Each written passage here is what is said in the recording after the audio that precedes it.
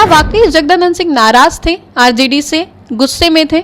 Nomination के दिन हमने टेलीफोन किया। ये बात सही है कि तेजस्वी जी ने भी हमको कहा था कि बात कर लीजिए, तो हमने जगदानंद जी को टेलीफोन किया। मंगली लाल मंडल जी कैसे योगदान देने वाले, कौन सा रामवान देने वाले हैं जिससे तेजस्वी इस बार मुख्यमंत्री बने? 10-11 सीट अगर और आ जाता लास्ट इलेक्शन में तो तेजस्वी जी मुख्यमंत्री बन जाते। कांग्रेस अभी तक स्वीकार नहीं रही है कि तेजस्वी जो है वो सीएम फेस होंगे।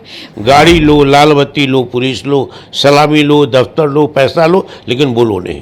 क्या कांग्रेस 70 सीटों को डिजर्व करती है या फिर कितनी सीटों पर कांग्रेस मान गई है? आरजेडी कितने सीटों पर चुनाव लड़ रही है? जगदानंद में 2-3 खूबी है बहुत बड़ी।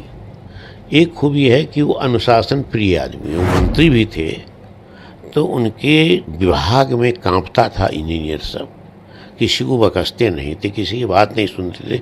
उसमें लालू जी भी इंटरफेयर नहीं करते थे। नीतीश की जो सरकार है उनकी अपनी सरकार अपने नहीं संचालन करते हैं, 3.5 आदमी का संचालन होता है। इंसान 4 होते हैं, 2 होते हैं, 1 होते हैं, 3.5 आधा आप किसको बता रहे हैं? कि नहीं, ये एक भी नेता इतनी पिछड़ा में नहीं पैदा होने दिया। दामाद आयोग भी इसी के तहत है, दामाद आयोग का जो बीते दिन से जिक्र हो रहा है। नमस्कार, आप देख रहे हैं देशवा न्यूज, आपके साथ मैं हूं राजनंदिनी। अभी आरजेडी को अपना नया प्रदेश अध्यक्ष मिला है। तेजस्वी यादव ने डंके की चोट पर आकर के कहा कि हमारा जो ये नया प्रदेश अध्यक्ष है वो अति पिछड़ा समाज से आते हैं और ये पहला प्रबल मौका आरजेडी को मिला है। अब इसको लेकर के अलग अलग जो बयान है, जदयू जो है मंगली लाल मंडल जी के इतिहास को खंगालने लगी है। अलग अलग जो बयान है विपक्ष की ओर से वो आने शुरू हो गए। इस वक्त खास बातचीत करने के लिए हमारे साथ खुद मंगली लाल मंडल जी हैं। इनसे जानेंगे कि कैसा लग रहा है इस पदभार को संभालने के बाद। आरजेडी ने बड़ा भरोसा जताया आप पर। तो ये विशेष परिस्थिति है, चुनाव है, 2 महीना समय सिर्फ है। 2 महीना के बाद आचार संहिता लागू होगी, चुनाव की जो प्रक्रिया है वो प्रारंभ हो जाएगी। तो ऐसी परिस्थिति में जो दायित्व सौंपा गया है मुझे, तो किसी भरोसे से सौंपा गया है, तो उस भरोसा को और विश्वास को मैं चुनौती के रूप में लेता हूँ। यह मेरे लिए चुनौती है।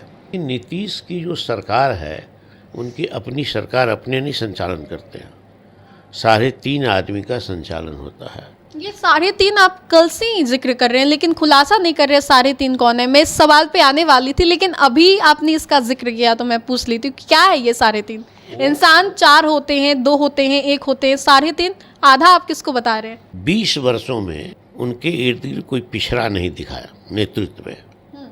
उनके आगे पीछे कभी फोटो में कोई दलित नहीं दिखा गया, कोई अति पिछड़ा नहीं, कोई इन लोगों में जो नेतृत्व था वो नेतृत्व को पैदा नहीं होने दिया। तो जो इर्द गिर्द है उसको सब देखता है कि कौन इर्द गिर्द है, 3.5 आदमी कौन है। कहने की क्या जरूरत है, बिहार की जनता जानती है कि 3.5 आदमी की सरकार है और सरकार के संचालन में सारी भूमिका उन्हीं की है।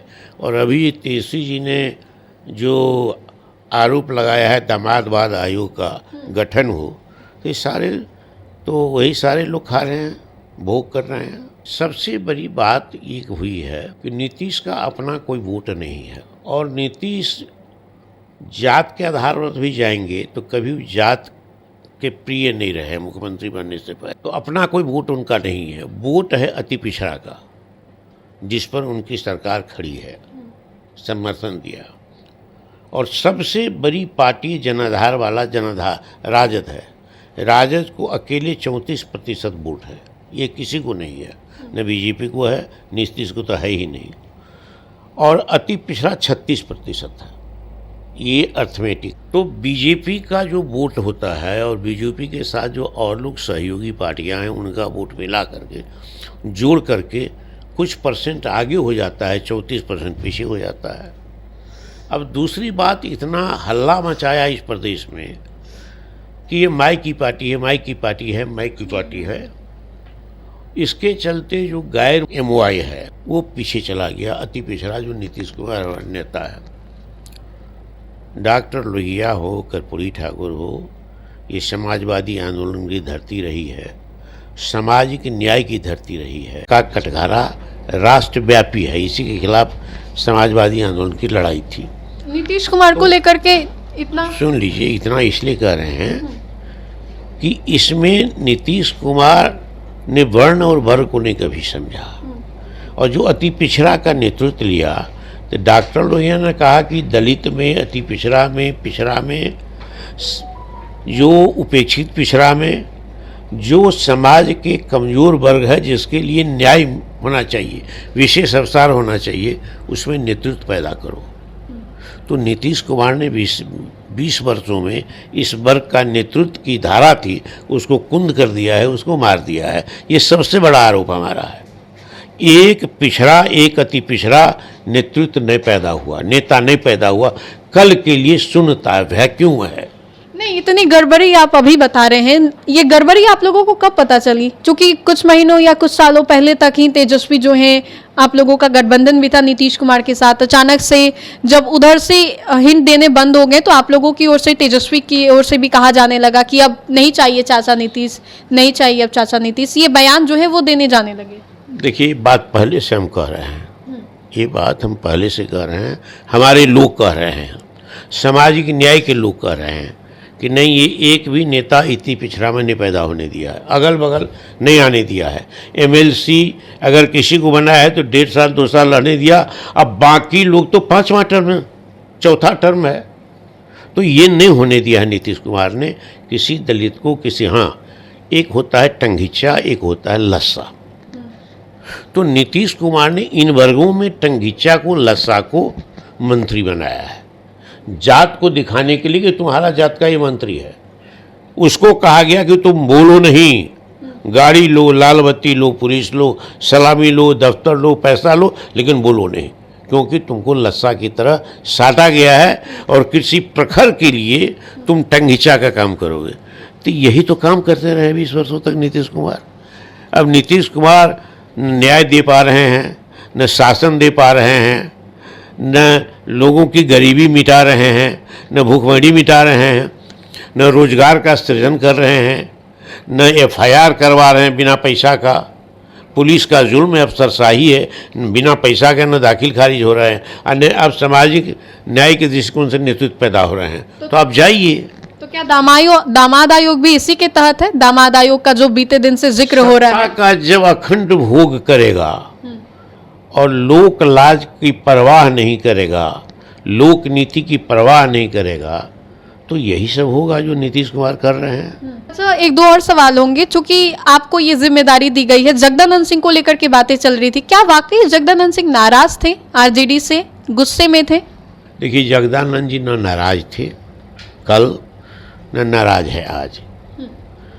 और जगदानंद को बिहार के पॉलिटिक्स में सबसे पहले हम दोनों एक साथ हुए, हमारे अच्छे मित्र हैं, हमसे उम्र में बड़े हैं कई साल, लेकिन हम अध्यक्ष थे युवा जनता के 77 में, तो हमारे महासचिव थे। लेकिन महासचिव तो ललन सिंह भी हमारे थे, लेकिन इसने ये हमारे अच्छे मित्र हैं, अच्छे दोस्त हैं। जगदानंद में 2-3 खूबी है बहुत बड़ी। एक खूबी है कि वो अनुशासन प्रिय आदमी है। ये पूरे RJD दफ्तर में बात है। हाँ, नहीं, सब जगह पहले से भी अनुशासन प्रिय आदमी है। दूसरी बात है कि बहुत बड़े ईमानदार आदमी है। वो मंत्री भी थे तो उनके विभाग में कांपता था इंजीनियर सब, किसी को बकसते नहीं थे, किसी की बात नहीं सुनते थे। उसमें लालू जी भी इंटरफेयर नहीं करते थे, हस्तक्षेप नहीं करते थे। तो ये तो खूबी है, और लालू जी और RJD के प्रति वो निष्ठावान है। हम दोनों एक ही साथ थे, एक ही धारा के, लोक दल से जनता पार्टी में, जनता दल में, समाजवादी धारा में।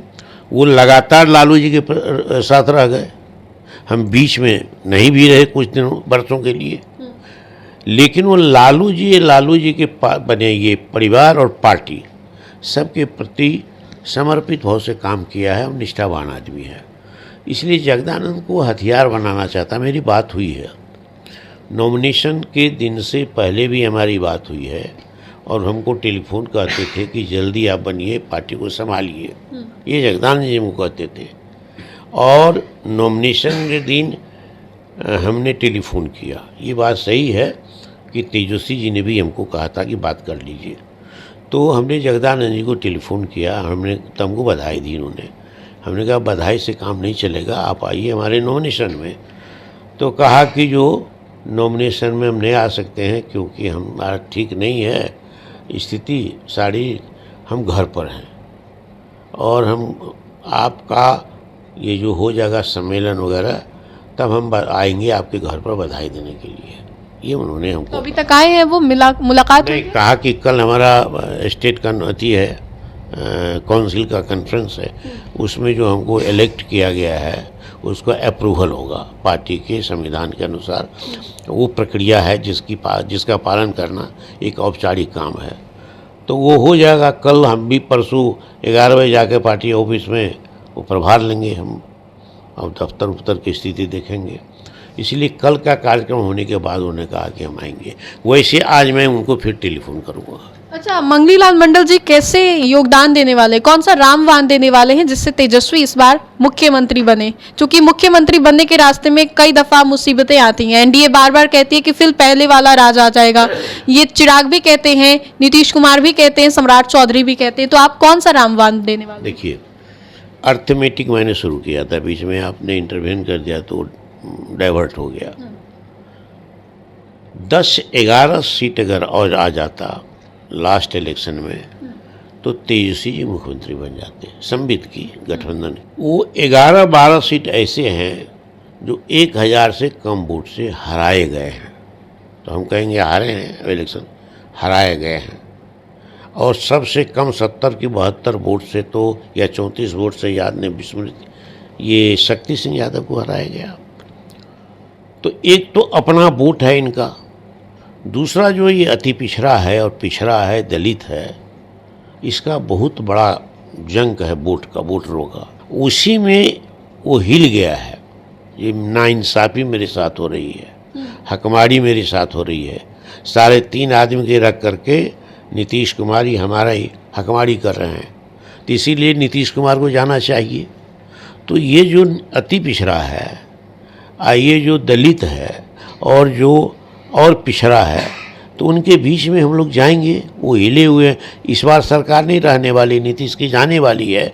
एंटी इनकम्बेंसी ज़बरदस्त है बिहार में, और इसके लिए स्वयं नीतीश कुमार जिम्मेदार है। इन्होंने सरकार जिस तरह से चलाया है, जैसे चेहरा को अगल बगल में प्रोजेक्ट किया है, उससे पिछड़ा भड़का हुआ है और आक्रोश है उनमें कि हमारे हकमारी करवा रहे हैं।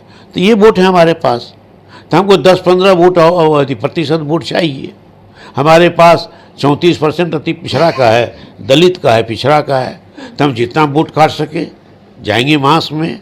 इस बार जाना है, उनको तय है। अच्छा मंगनी जी, दूसरों से लड़ना आसान होता है, लेकिन जब बात अपनों की आती है तो कई दफा चुप्पी साध लेते हैं लोग। ऐसा ही गठबंधन में भी आप लोगों का देखने को मिल रहा है। कांग्रेस अभी तक स्वीकार नहीं रही है कि तेजस्वी जो है वो सीएम फेस होंगे।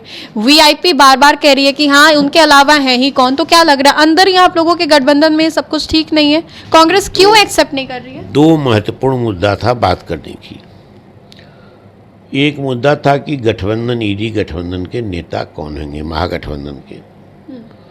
वो बिंदु सॉर्ट आउट हो गया, उसकी बातें हो गई, फैसला हो गया कि तेजस्वी जी हमारा मुख्यमंत्री का चेहरा होगा। ये तय हो गया, ये तय हो गया। और जो कोऑर्डिनेशन कमेटी है 6 पार्टियों की, उसके चेयरमैन तेजस्वी जी होंगे, और तेजस्वी जी के नेतृत्व में ही ईडी गठबंधन चुनाव लड़ेगा, वोट मांगेगा। हमारा अगला मुख्यमंत्री तेजस्वी जी होंगे, ये तय हो गया। तो 11 जून को तेजस्वी जी की अध्यक्षता में मीटिंग हुई ईडी गठबंधन की। इस बिंदु पर कहीं असहमति नहीं है। जो अखबार में खबरें आ रही हैं, जो बातें छप रही है, वो बातें अनर्गल है।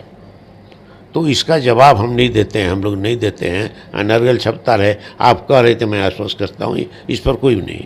सीट शेयरिंग का मामला है, ये मुद्दा अभी खुला नहीं है पेटारा, अभी ताला में बंद है। ये आएगा तो हम लोग सहमति से आगे बात करेंगे।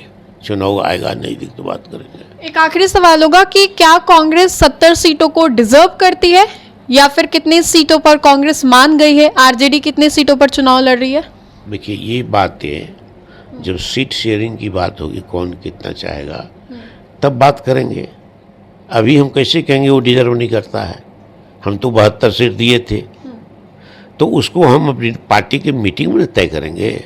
तो पार्टी की बैठक होगी, सामने बैठेंगे, वो भी कुछ कहेगा, हम भी कुछ कहेंगे, उसी में तय होगा। इस बार तो कांग्रेस आंख दिखा रही है आप लोगों को, जिस तरीके से बिहार में प्रदर्शन कर रही है, कन्हैया कुमार को लाना, राहुल गांधी का बिहार दौरा बात कहना उनका अधिकार है, उनका पार्टी का काम है, कार्यक्रम करते हैं, लेकिन कांग्रेस या कोई पार्टी आंख नहीं दिखा रही आरजेडी को। ये नहीं, ऐसा नहीं हो, गलत बात है ये। चलिए, तो खास बातचीत करने के लिए हमारे साथ थे आरजेडी के नए प्रदेश अध्यक्ष मंगली लाल मंडल जी। तो फिलहाल के लिए इस खबर में इतना ही। सहयोगी मंटू के साथ मैं राजनंदिनी, देशवा न्यूज पटना।